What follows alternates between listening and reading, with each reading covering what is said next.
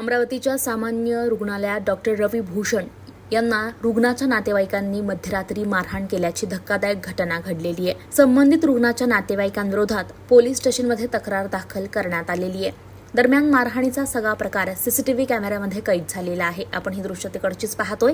Police मारहाण करणाऱ्या आरोपींचा शोध घेत आहे। अशा घटना वारंवार घडतायत। मात्र डॉक्टर आणि परिचारिकांना संरक्षण देण्याचा प्रश्न निकाली केव्हा निघणार असा सवाल या ठिकाणी उपस्थित होतोय।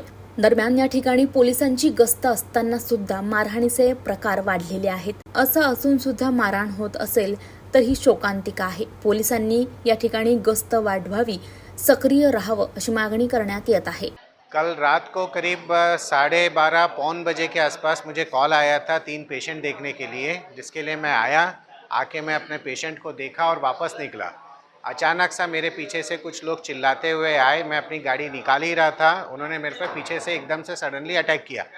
वो कौन थे, किस पेशेंट के साथ थे, मुझे पता नहीं।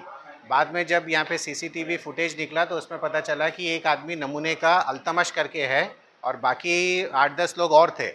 और कौन किस पेशेंट के साथ थे उनका कोई लेना देना नहीं था, क्योंकि हम लोगों ने पेशेंट से जब बाद में इंफॉर्मेशन निकालने की कोशिश किया तो सबका कहना था कि वो उनसे संबंधित नहीं थे।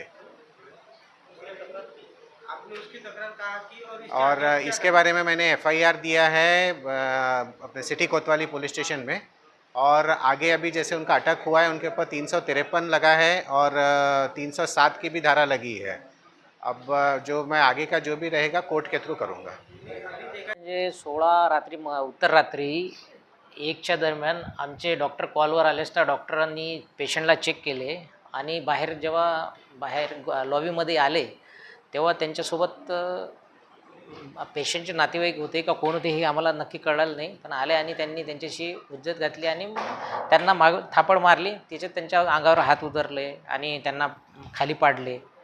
त्याच्यानंतर आम्ही पोलीस स्टेशनला रात्रीच एफआयआर दाखल केलेली आहे। त्याच्यावरती त्यांनी सांगितले पोलीस स्टेशनमधनं कारवाई करत आहे म्हणून, आणि आज क्राईम ब्रांचवाले त्यांनी पण कारवाई करत आहे, सुरू आहे म्हणे साहेब। आणि आम्ही असा निर्णय घेतला की आमच्या डॉक्टरांना आज सगळे ठरवून की आम्ही CP साहेबांची भेट घेणार आहे। आणि त्याच्यामुळे आमच्याकडनं पोलीस स्टेशनला एक पत्र आणि SP साहेबांना पाठवत आहे। आणि परत आमची संघटना मॅग्मो आहे ती पण त्याच्यामध्ये पार्टिसिपेट होत आहे।